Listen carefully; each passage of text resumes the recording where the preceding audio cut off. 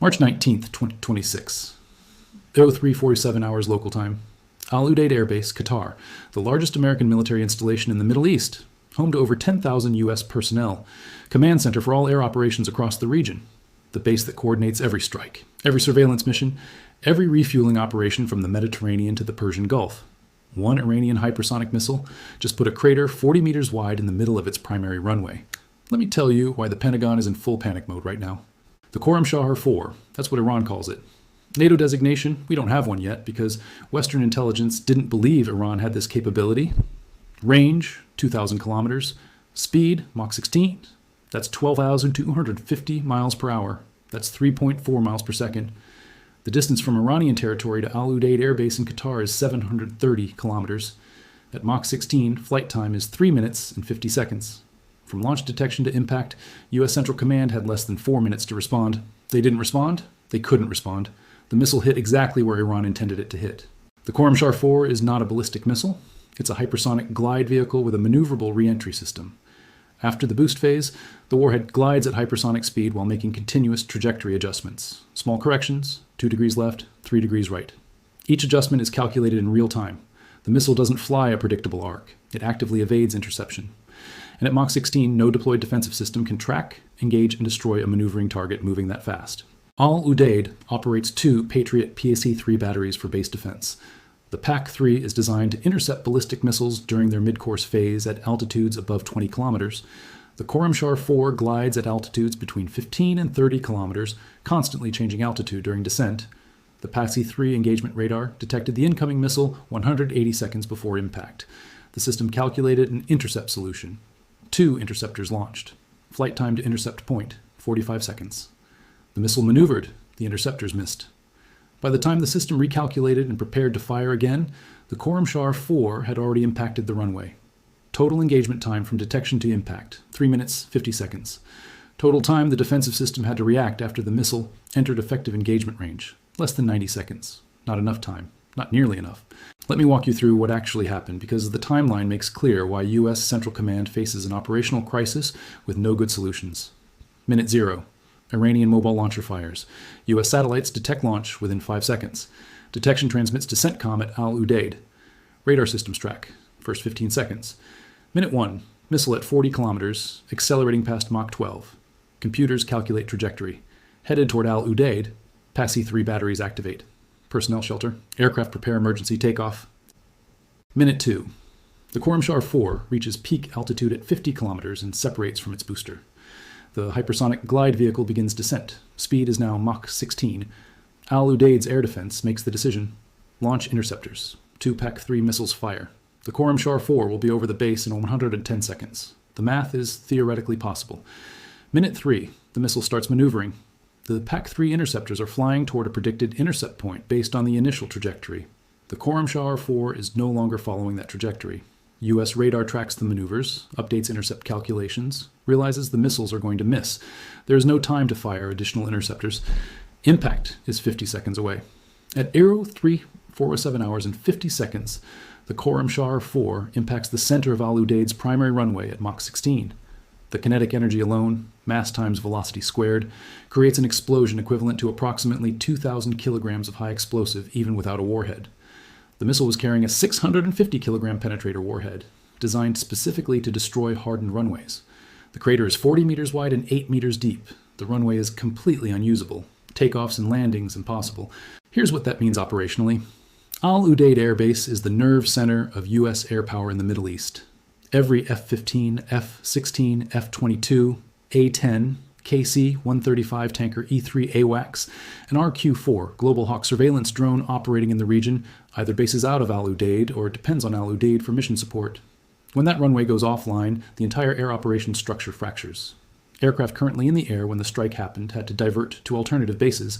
Some diverted to Ali Al Salem Air Base in Kuwait, 430 kilometers away.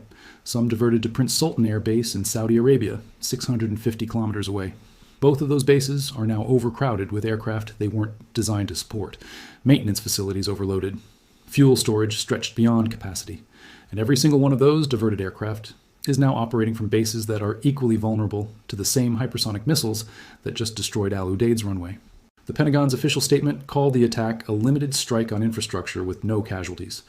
That statement is technically accurate and strategically meaningless. 0 casualties. Because the strike happened at 0347 hours when minimal personnel were near the runway. Limited strike because Iran fired 1 missile, not 50. But calling this limited is like calling a headshot a limited engagement because only 1 bullet was fired. The target was chosen for maximum strategic impact with minimum escalation risk. Iran demonstrated they can hit the most important U.S. military base in the region with a weapon system the U.S. cannot defend against. And they did it while carefully avoiding mass casualties that would force an immediate U.S. retaliation. This is precision messaging written in hypersonic missile impacts. Let me explain the mathematics that make this attack strategically devastating. Al Udeid's runway is 3,759 meters long and 60 meters wide. That's 219,440 square meters of surface area. To repair a crater 40 meters wide and 8 meters deep requires removing damaged concrete, stabilizing the subgrade, pouring new foundation, laying new concrete surface, and allowing cure time before the runway can handle aircraft loads again. Minimum repair time for a crater this size, 14 to 21 days. That's the optimistic timeline, assuming no additional attacks, no complications, and perfect weather. U.S. combat air operations from Al Udeid are offline for a minimum of 2 weeks. During those 2 weeks, every mission has to launch from alternative bases hundreds of kilometers further away. Flight time increases, fuel consumption increases, sortie rates decrease, and the entire operational tempo that U.S. air power relies on degrades. Here's the cost-exchange ratio that should make Pentagon accountants physically ill. 1 Khorramshahr-4 missile costs approximately $15 million to manufacture. That's Iran's internal production cost, not export price. Al Udeid Air Base represents over $1.8 billion in infrastructure investment. The runway alone cost $60 million to construct. The 2 PAC-3 interceptors that missed cost $4 million each. Iran just traded a $15 million missile for $60 million worth of runway damage, plus $8 million worth of wasted interceptors, plus the operational degradation of the entire U.S. air campaign in the region. And they can do it again tomorrow, and the day after, and every day until either the interceptors run out or the runways stay broken or U.S. forces withdraw to bases outside of hypersonic missile range. The attacker is setting the cost exchange terms and the defender is losing. The Khorramshahr-4 is not Iran's most advanced hypersonic system. Iran unveiled the Fateh-2 last year with Mach 15 capability and improved maneuverability. The Khorramshahr-4 is the heavyweight variant. Longer range, heavier payload, optimized for strategic strikes against high-value infrastructure targets. Iran has both systems in operational inventory. Intelligence assessments suggest Iran has between 40 and 60 Khorramshahr-4 missiles currently available. That's enough to strike every major U.S. base in the Gulf multiple times. Al Udeid in Qatar, Ali Al Salem in Kuwait, Prince Sultan in Saudi Arabia, Al Dhafra in the UAE, the Naval Support Facility in Bahrain.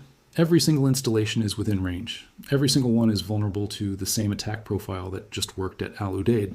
U.S. Central Command is now facing a strategic problem that has no technological solution currently available. You cannot defend against hypersonic maneuvering missiles with existing air defense systems. The physics don't work, the intercept geometries don't work, the reaction times don't work. PAC-3, designed for slower ballistic threats. THAAD, designed for mid-course interception at higher altitudes. Neither system can reliably engage a Mach 16 target that maneuvers during terminal approach. The only defensive option that might work is directed energy weapons, lasers that travel at the speed of light and don't require intercept calculations. The U.S. is developing those systems. They are not operational yet.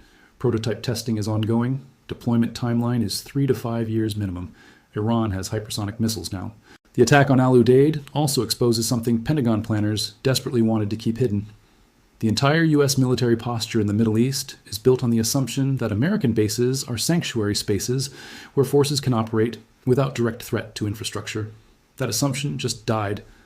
For 30 years since Desert Storm in 1991, U.S. forces have operated from bases in the Gulf with the understanding that those bases might face terrorist attacks or indirect fire from rockets and mortars, but never precision strikes from advanced missile systems. Air defense was designed to protect against those limited threats.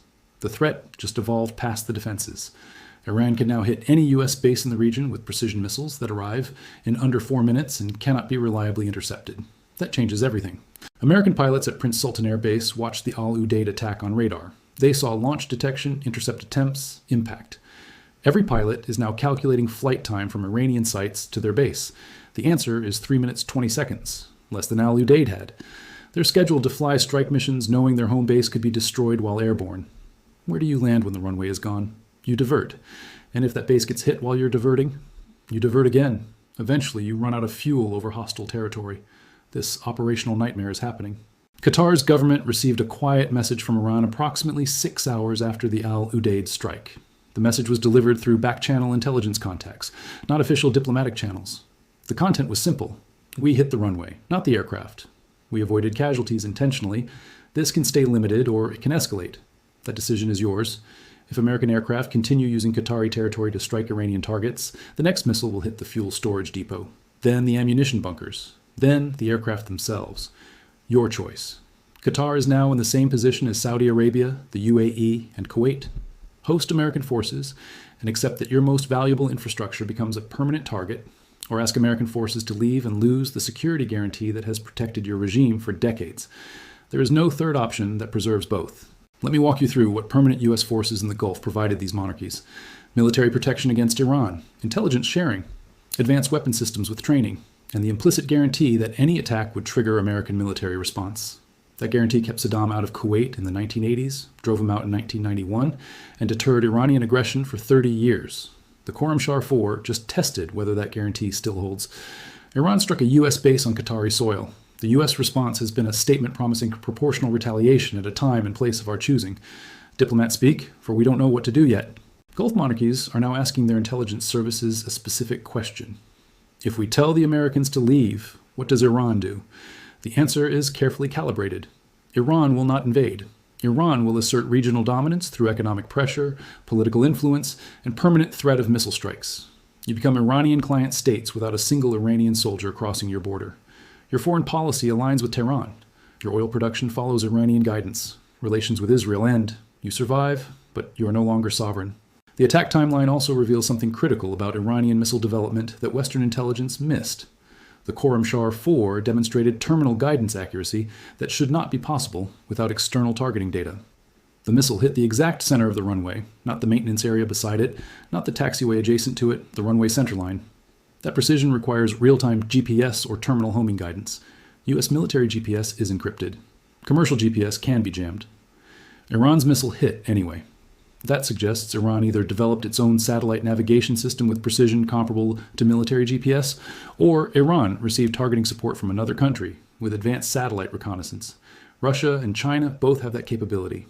If either country is providing real-time satellite data to Iranian missile forces, then every U.S. base in the region is pre-targeted with coordinates, accurate to within 2 meters. You cannot defend against that. The crater analysis reveals something else. The warhead penetrated 8 meters before detonating. Delayed fuse designed to maximize subsurface damage. Surface explosions create shallow craters that are easier to repair.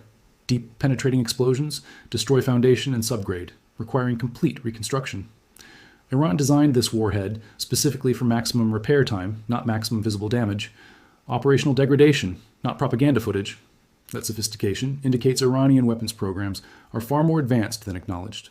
U.S. Central Command is now operating under the assumption that any base within 2,000 kilometers of Iran can be hit with less than 4 minutes, warning by missiles that current defenses cannot reliably stop.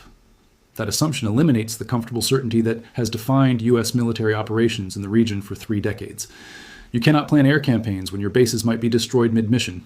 You cannot sustain high operational tempo when every sortie requires calculating whether your home runway will still exist when you return.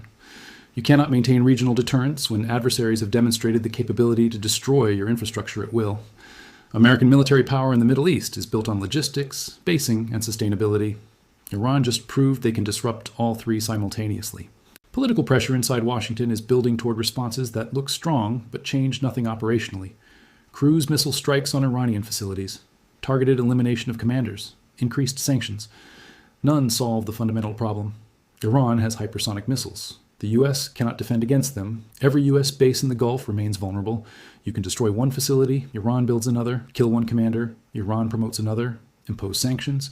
Iran developed hypersonic missiles anyway after 40 years of them. The only response that eliminates the threat is complete destruction of Iran's missile inventory and production capability. That requires military operations the U.S. is not prepared to conduct. Share this video because mainstream media is calling this a limited infrastructure strike. They are showing you footage of the crater and Pentagon statements promising retaliation. They are not showing you the operational mathematics that make this attack strategically catastrophic. They are not explaining why U.S. air defenses failed. They are not connecting the timeline between this attack and the decisions Gulf monarchies are making right now about whether to keep hosting American forces. Both narratives are true. Only one explains what happens next. The runway is broken, the defenses failed, and the Iranian missile that did it cost less than the interceptors that missed. That arithmetic does not improve with time.